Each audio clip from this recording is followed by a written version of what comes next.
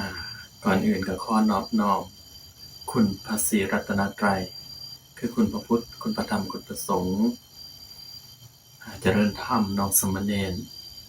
ขออำนวยพรสิริสวัสดิ์พัฒนามงคลความผาสุขความสงบเยือกเย็นแห่งจิตแห่งใจแห่งศีลแห่งธรรมจงมาเกิดมีแก่สาธุชนทั้งหลายพอออกไม่ออกที่มาได้สดับรับฟังพระธรรมเทศนาณวัดนี้ณ มื้อนี้เนาะอาตมาภาพจะมากล่าวธรรมอันเป็นหลักธรรมคำสอนของพระพุทธเจ้าให้แก่พุทธบริษัททั้งหลายได้รับรู้รับทราบนำกันเนาะขอฟังด้วยความเคารพบ่นบกันได้เด้อญาติโยมมื้อนี้เนาะอาตมาจะนำเรื่องมาเล่าสู่ฟังความเคารพเคารพในที่นี้แม่นเคารพแนวใดความเคารพคือความยำเกรงผู้ที่ว่ามีวุฒิภาวะหรือว่าเป็นพ่อเป็นแม่เป็นปู่เป็นย่าเป็นอ้าวเป็นอาหรือครูบาอาจารย์หรือว่าคุณของพระพุทธพระธรรมพระสงฆ์อันนี้พวกเฮาควรเคารพความเคารพอ่อนน้อมนี่มันก็เป็นมงคลอันสูงสุดนะพระพุทธเจ้าเพิ่นได้ตรัสเนาะในมงคลสูตรผู้ใดที่ว่ามีความเคารพยำเกรงต่อคุณพระพุทธคุณพระธรรมคุณพระสงฆ์ผู้นั้นจะเจริญในภายภาคหน้าจะบ่มีวันตกต่ำอย่างแน่นอนคือปัจจุบันนี้เนาะเฮาเห็นหลายบ่อนหลายถิ่นหลายที่เนาะบางครั้งก็ยังบ่ทันเข้าใจเกี่ยวกับความเคารพนับแต่การเดินการย่างการนั่งการนอนการเว้าการจาอันนี้เนาะเฮาควรจะเคารพในวุฒิภาวะคือว่าผู้ที่แก่กว่าเฮาเนาะเช่นว่าพ่อแม่เป็นจังซั่นเนาะผู้ที่ว่ามีพระคุณนะอันนี้สำคัญเดะคืออาตมาเห็นหลายถิ่นหลายที่เนาะหลายบ่อนลูกก็บ่เคารพพ่อแม่นะลักษณะแบบว่าลูกเป็นคนดื้อว่าซั่นซะเนาะเว้าบ่ฟังความพ่อแม่ก็เบิดคำสิเว้าสิว่าเนาะแนวใดก็สอนลูกเอ้ยเนาะอย่าไปเฮ็ดสิ่งที่ว่ามันบ่ดีสิ่งที่ว่ามันเป็นพิษเป็นภัยแก่ตนเองและสังคมบ่ต้องเฮ็ดพ่อแม่ก็บอกสอนอยู่ตลอดเวลาแต่ลูกบางคนนี่ก็ฟังเนาะแต่บางคนก็บ่ฟังพ่อแม่เว้านี่จนปากเปียกน้ำลายแล้วทั้งๆที่ว่าพ่อแม่นี่ก็รักลูกรักกว่าตนเองได้ถ้าว่าเห็นลูกดีว่าซั่นซะเนาะบ่ไปผิดบ้านผ่านเมืองบ่ไปขี้ลักมักซกบ่ไปดื่มเหล้าเมาสุราพ่อแม่นี่ก็ดีใจปานได้ขึ้นสวรรค์แต่ลูกบางคนนี่บ่ฟังพ่อแม่เนาะกลับไปเที่ยวเสเพไปผิดบ้านผ่านเมืองไปสูบยาสูบกัญชายามาเฮโรอีนไปเล่นแซ่เล่นซาวไปจั่งซั้นเนาะไปข่มขืนผู้อื่นก็มีหรือแม้กระทั่งไปตั่วไปยั่วไปเป็นแก๊งคอลเซนเตอร์ก็หลายเนาะคือปัจจุบันนี้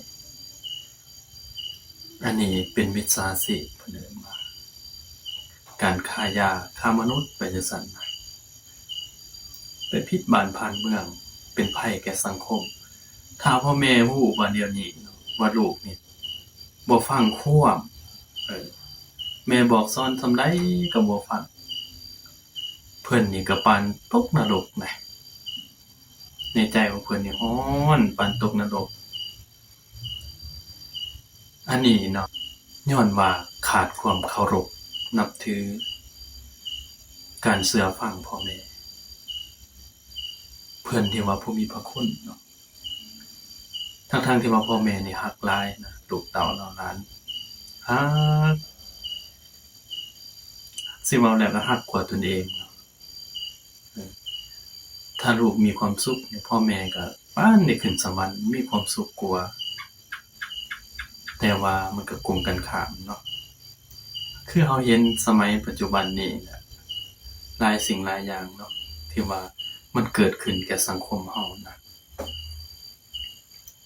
บางครั้งก็ไปติดคุกติดตารางไปเออแต่พ่อแม่นี่ก็บ่ได้ปะบ่ได้ละได้ก็เอาข้าวเอาน้ำเอาเครื่องอยู่เครื่องกินไปให้ลูกเออ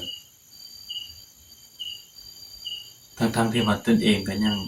ขาดเคินว่าซั่นซะเนาะอันนี้แหละให้เฮาคำนึงถึงเด้อญาติโยมเนาะผู้ใดที่ว่ายังรักพ่อรักแม่ว่าซั่นซะเนาะก็เคารพยำเกรงเพิ่นแน่เนาะเออเชื่อฟังนั่นแหละเนาะแนวใดเพิ่นบอกเพิ่นสอนเฮาก็เชื่อฟังถ้าว่าเฮาบ่เชื่อฟังก็ส่ำว่าบ่เคารพในเพิ่นแล้วก็บ่เคารพในธรรมอีก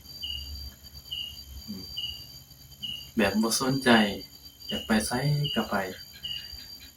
อันนี้แหละเป็นภัยแก่สังคมในปัจจุบันนี้เนาะโลกของเฮากำลังวุ่นวายแหละที่ว่าเฮาเบิ่งว่าผิวเผินปัจจุบันนี้แท้จริงแล้วมันหนักหน่วงกว่าที่คิดสังคมเนี่ยถ้ามาวิเคราะห์ในเชิงลึกก็สังคมบ้านเมืองนี่ก็ขาดศีลธรรมส่วนมากเนาะจะขาดศีลธรรมถ้าอยู่ในศีลธรรมสังคมเฮามันก็บ่วุ่นวายบ่สับสนเพราะปานใดดอกจะอยู่กันอย่างผาสุกจะบ่ระหวาดระแวงมีหยังก็ดูแลเบิ่งแย่งกันแต่ในสมัยคุมื้อนี้เฮาเบิ่งว่าโลกเฮานี่มันพัฒนาไวแต่ว่าเฮามาเบิ่งในลึกๆแล้วเนาะพัฒนาแต่ทางวัตถุแต่ทางจิตใจนี่ยากๆบ่ค่อยมีปานใดเนาะก็สิเว้าแล้วก็มีก็มีน้อยเห็นบ่สังคมมันจะเกิดความวุ่นวายสับสนเพราะว่าคนที่ว่าประคับประคองศีลธรรมยังมีน้อยเกินไปสังคมมนุษย์จึงวุ่นวายอย่างน่าวิตกในปัจจุบันนี้เนาะอันนี้แหละให้เฮาคำนึงถึงลูกหลานผู้ใดที่ว่ายังรักพ่อรักแม่เนาะเชื่อฟังว่าพ่อกับแม่ก็อย่าไปเฮ็ดสิ่งที่ว่ามันชั่วร้าย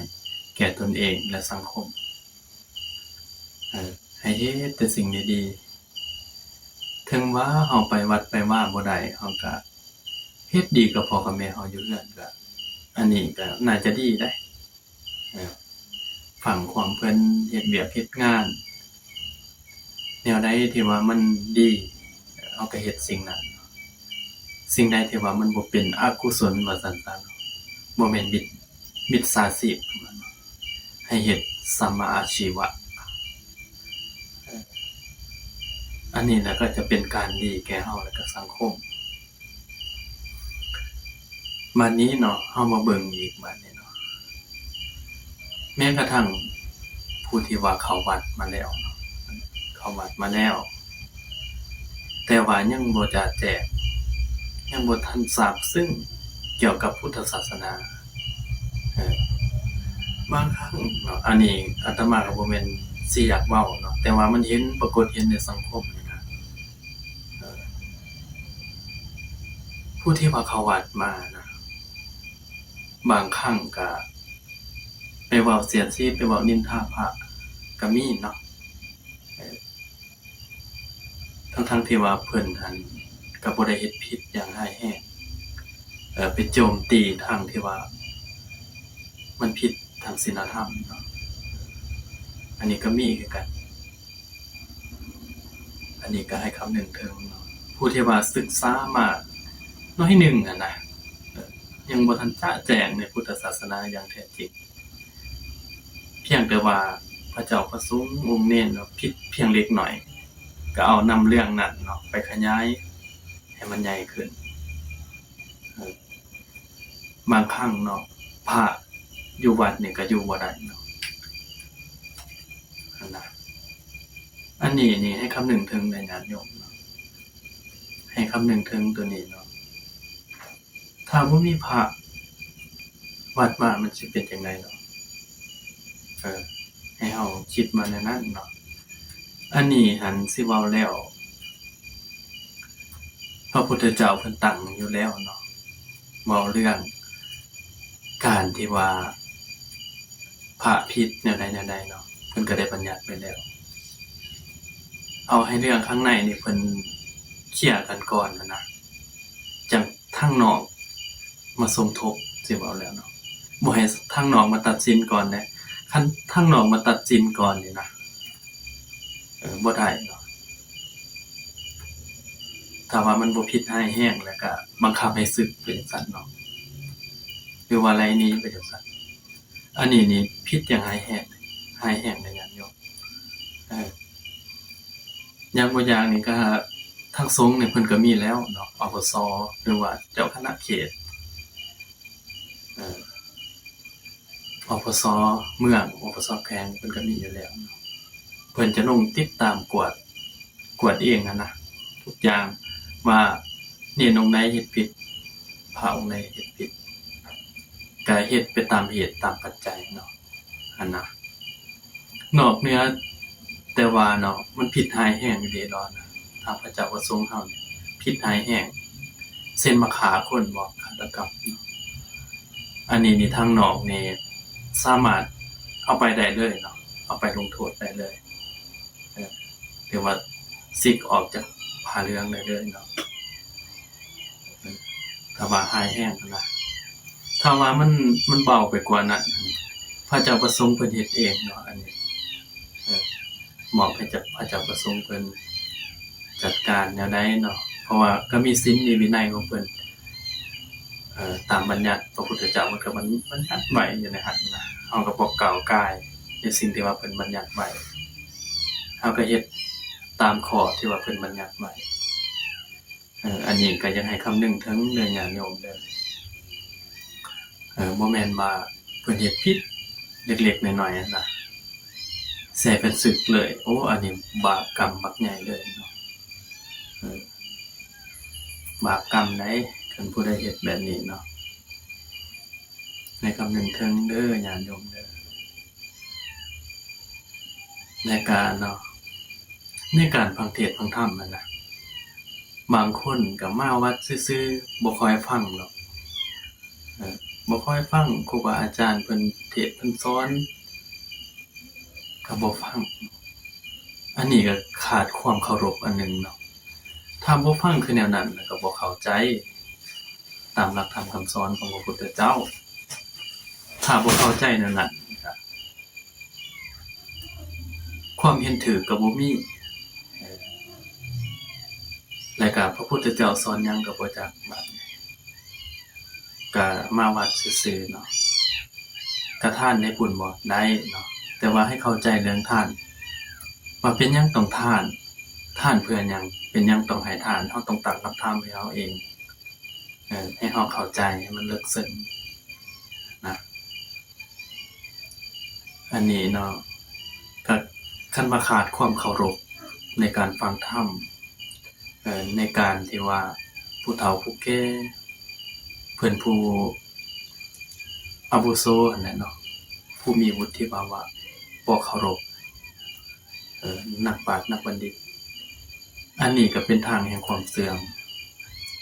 ของบุคคลนั้นๆเนาะที่ว่าบ่ฟังธรรมบ่มักฟังธรรมผู้ใดสั่งธรรมก็ผู้นั้นเป็นคนเสื่อมบุคคลนั้นเป็นผู้เสื่อมในที่นี้ก็เสื่อมจากธรรมะเนาะจากพระธรรมถ้าผู้ใดใครในธรรมผู้นั้นเป็นผู้เจริญอันนี้สำคัญเลยญาติโยมเด้อสำคัญอยากให้เบิ่งในแง่นี้เนาะถ้าว่าเฮาตั้งใจฟังที่จะรู้ทั่วถึงสิ่งที่ว่าพระเจ้าประสงค์เพิ่น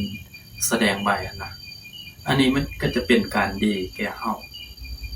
และก็ลูกหลานของเฮาและเฮาจำธรรมที่ว่าเพิ่นกล่าวนั้นและก็ไปไขควรธรรมเมื่อไขควรธรรมแล้วก็สอดส่องธรรมและก็พิสูจน์ธรรมบาดนี้เนาะเพื่อจะรู้แจ้งทั่วถึงธรรมนั้นอันนี้มันก็จะเป็นประโยชน์แก่ผู้ที่ว่าฟังถึงว่าเฮาจะจำถ้อยคำบ่ได้เบิดทุกอย่างก็อย่าเนาะแต่ว่าเฮาฟังธรรมเฮาเข้าใจพอข้อหนึ่งนี่ก็โอเคแล้วเช่นว่าหิริโอตตัปปะนี่เนาะ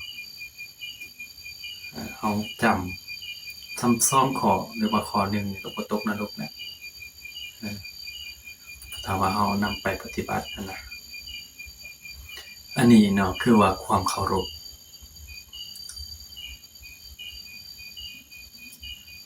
บัดนี้เนาะสิมากล่าวการที่ว่าผู้ที่ว่าบ่มีความเคารพยำเกรงนะก็จะเป็นผู้เสื่อมแนวใดล่ะเสื่อมจากศีลเสื่อมจากทานเสื่อมจากการภาวนา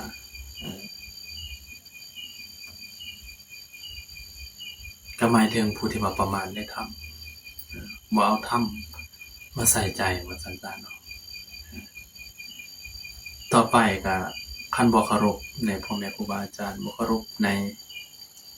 พระพุทธพระธรรมพระสงฆ์ก็บ่มีความหมายหยังเนาะก็ถือว่าเป็นผู้บ่เจริญเนาะถ้าว่าเคารพในพระพุทธพระธรรมพระสงฆ์ผู้นั้นจะเป็นผู้ที่ว่าเจริญยิ่งขึ้นไปไสก็ระลึกถึงคุณพระพุทธพระธรรมพระสงฆ์ผู้นั้นจะตลอดปลอดภัยไปมาสะดวกบ่ว่าการเฮ็ดการงานการค้าการขายการทำธุรกิจต่างๆนานาประการก็จะประสบผลสำเร็จโดยไวบุญเด้มันนำคำสู่เฮาเนาะบุญตัวนั้นแหละคำสู่ถ้าบ่มีบุญก็บ่มีสิ่งใดที่ว่ามันคำสู่บุญยังเป็นที่พึ่งของสัตว์ทั้งหลายทั้งโลกนี้และโลกหน้าอันนี้เป็นสิ่งที่สำคัญเลยญาติโยมพากไปเป็นข้อคิดเตือนใจของเฮาถ้าผู้ใดมีความเคารพในพระเจ้าพระสงฆ์ผู้อาวุโสนะเห็นเพิ่นก็นอบน้อมเนาะกราบไหว้ผู้ที่ว่าทรงคุณวุฒิภาวะคือพ่อแม่ครูบาอาจารย์เป็นซั่นเนาะพ่อแม่เฮาอยู่เฮือนเฮาก็กราบไหว้ได้และก็ให้ทางคนที่ควรให้ทางเคารพคนที่ควรเคารพคือผู้ที่ว่าเป็นบัณฑิตเนาะควรเคารพผู้นี้นี่จะมีคุณธรรมในโตวเมื่อมีคุณธรรมขึ้นอย่างนั้นแหละจะไปเกิดที่ใดก็บ่ตกต่ำเนาะเมื่อตายไปมีได้ในพระไตรปิฎกบ่ได้เว้าลอยๆเนาะจะบ่มีทางตกต่ำคันกลับมาเกิดเป็นมนุษย์อีกครั้งเนาะถ้าว่าบุญญาบารมียังบ่ถึงพระนิพพานกลับมาเป็นมนุษย์จะเกิดในตระกูลสูงเกิดในตระกูลสูงนะผู้ใดความเคารพยำเกรงแล้วก็จะมียศอีกมีตำแหน่งก็จะเป็นคนที่ว่าบ่ทุกข์บ่จนมีทรัพย์ภายในติดตามไปอันนี้เนาะฝากไว้เด้อญาติโยมเด้อมื้อนี้ก็บ่มีหยังเนาะเบิ่งเวลาก็คือสิสมควรแล้วเนาะก็ขออวยไสให้พรให้แก่พุทธบริษัททั้งหลายผู้ที่ว่าเบิ่งธรรมะในวิดีโอนี้นะก็ขอให้มีความสุขทางกายและทางใจสิ่งใดที่เป็นไปด้วยชอบประกอบไปด้วยธรรมก็ขอให้สิ่งนั้นจงสำเร็จปรารถนาสิ่งใดก็ขอให้ได้ตามความมุ่งมั่นปรารถนาโดยทั่วกันทุกคนทุกรูปทุกนามด้วยเถิดสาธุ